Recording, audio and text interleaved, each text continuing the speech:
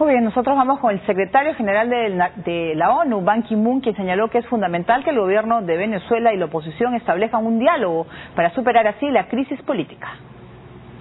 El secretario general de Naciones Unidas, Ban Ki-moon, pidió a las autoridades de Venezuela que escuchen las demandas de quienes se manifiestan en contra del gobierno. Ban dio estas declaraciones en una rueda de prensa al margen de una sesión del Consejo de Derechos Humanos de la ONU, que comenzó en Ginebra. Más tarde tendrá una reunión con el canciller venezolano Elías Jawa. Mientras que en Caracas, un grupo de dirigentes políticos de oposición, estudiantes, periodistas y ciudadanos acudieron a la sede de la Organización de los Estados Americanos para entregar una carta en la que exigen un pronunciamiento sobre los problemas y la crisis política que vive su país. Vinimos a la hora de denunciar todo lo que está pasando en Venezuela y no han dicho nada, no se han pronunciado por nosotros.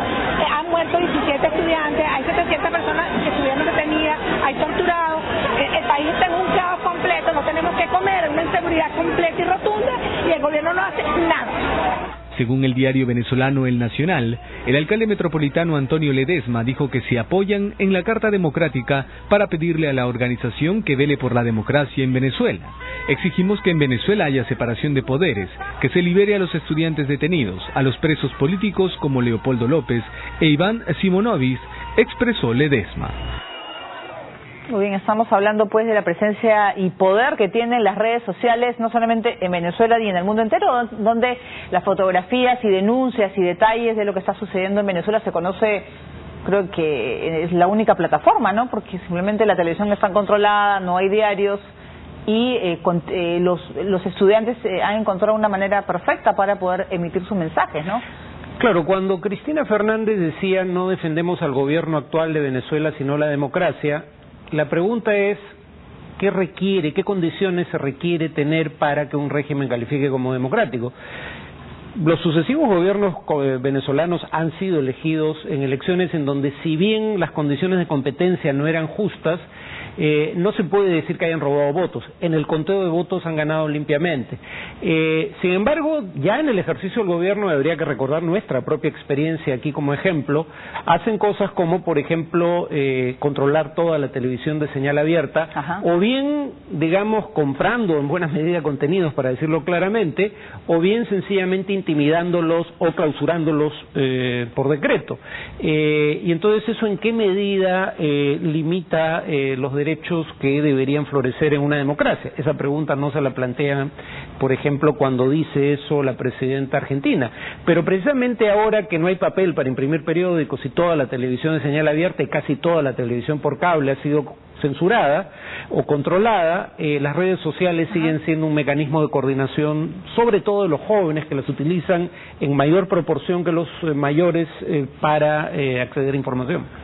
Muy bien, vamos a cambiar de tema, nos vamos a México con la protesta contra la extradición de Chapo Guzmán, que terminó en disturbios y dejó más de 100 detenidos. La policía de Sinaloa informó que varias personas recibieron dinero para asistir al evento. Los seguidores del Chapo Guzmán no la han tenido fácil esta vez. En una nueva movilización a favor del capo de la droga, las fuerzas de seguridad detuvieron en Sinaloa a 216 personas, 5 de ellas con armas de fuego. Las autoridades estatales reportaron que varios de los simpatizantes recibieron dinero para asistir al evento. Pues es una forma de manifestarnos que estamos en contra de que los vayan a extraer, porque él es mexicano y aquí lo agarran y aquí tiene que estar en su ciudad. Genaro García Castro, secretario de Seguridad Pública del Estado mexicano, detalló que durante una de las manifestaciones se escucharon disparos de arma de fuego. Según el diario Universal, el funcionario dijo que no se logró establecer la identidad de quienes accionaron las armas. Sin embargo, se investigará si algunos agentes también efectuaron disparos al aire para disipar a los manifestantes. Estaba al lado de mí el policía que empezó a tirar. Yo estaba tomando fotos de los casquillos cuando llegaron a atacarme entre todos. Las fotos estaban ahí, pero me robaron el equipo, está desaparecido todo el trabajo de un día. El fin de semana, pese a los operativos policiales para evitar una nueva concentración en contra de la extradición del Chapo Guzmán a Estados Unidos, más de 800 personas, en su mayoría jóvenes, se repartieron en 3 puntos de la ciudad y marcharon por las calles con pancartas. Muy bien, vámonos a Cuba, ya que en los últimos meses ha quedado evidenciada la persistente tendencia al deterioro de la situación de los derechos civiles y políticos. En apenas 2 meses de lo que va del año, el régimen castrista detuvo a más personas que en todo el 2010, año en el que se encarceló a 2.074 opositores, según datos aportados por la Comisión Cubana de los Derechos Humanos y Reconciliación Nacional. El último mes, por ejemplo, se registraron 1.051 arrestos, una cifra similar a la de los meses anteriores, 1.000 y 1.200, y a su vez dobla el promedio mensual de presos que hubo en los últimos 2 años. Por la poca conexión que existe con el mundo exterior, muchas veces resulta muy complejo conocer lo que realmente sucede en la isla. Sin embargo, el informe detalla que todos los casos, tanto de detención como de represión. Muy bien, eso fue uno de los pedidos que se supo, ¿no? El tema de los derechos humanos, cuando hubo esta reunión en Cuba, precisamente que se hablaba de ellos, ¿no? Sí, y ya se ve que para el régimen claramente los atisbos de liberalización económica no van en lo absoluto de la mano con intentos de liberalización política, que una cosa no lleva para ellos al menos a la otra. Pero además habría que tener en cuenta que en Cuba no solo están las acciones que cometen contra los opositores el gobierno, sino también sectores organizados de la sociedad, pero que han sido organizados desde el gobierno, pero que sin embargo no aparecen como actos oficiales, los llamados actos de repudio, en donde si organizaciones de la sociedad cubana, pero organizaciones regimentadas desde la cúpula del poder, agreden a gente en la vía pública presuntamente por su oposición al gobierno o al régimen. Muy bien, nosotros vamos a continuar con Estados Unidos. El presidente Barack Obama recordó al primer ministro de Israel, Benjamín Netanyahu, que es necesario tomar decisiones difíciles para alcanzar un acuerdo de paz en la región ante las quejas del líder israelí sobre la supuesta falta de cooperación de los negociadores palestinos.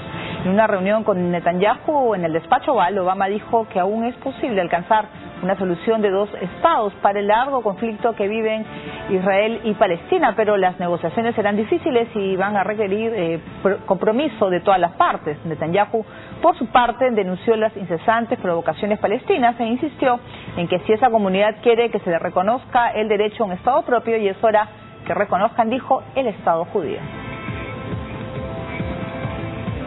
Muy bien, vamos a seguir con Israel. Se realizó una masiva marcha de ultraortodoxos contra el servicio militar. Miles de judíos ultraortodoxos realizaron una oración masiva en Jerusalén en protesta por un proyecto de ley destinado a eliminar de manera radical las exenciones militares concedidas a los estudiantes del seminario, una antigua tradición que data desde la fundación de Israel en 1948. Para mostrarse en contra, bloquearon la entrada principal a la ciudad y paralizaron el tráfico en la mayoría de calles. La nueva legislación que está siendo elaborada en el Parlamento y que es motivo de debate nacional ha suscitado la indignación de los ultraortodoxos, quienes representan el 8% del total de la población. Muchos reconocen que la regulación actual es injusta y abogan por que Israel cree un ejército profesional sin excepción alguna, pues a diferencia de la mayoría de hombres y mujeres que están llamados al servicio militar al cumplir los 18 años, los ultraortodoxos están eximidos de hacerlo. En su lugar se dedican a tiempo completo al estudio de las Sagradas Escrituras. En muchos casos reciben manutención del gobierno, lo que ha dibujado el resentimiento de los israelíes que los acusan de vivir a costa del Estado. Muy bien, vamos a hacer una nueva pausa. Vamos a regresar luego de la misma con todos los detalles y lo mejor de la noche de los Oscars. Volvemos.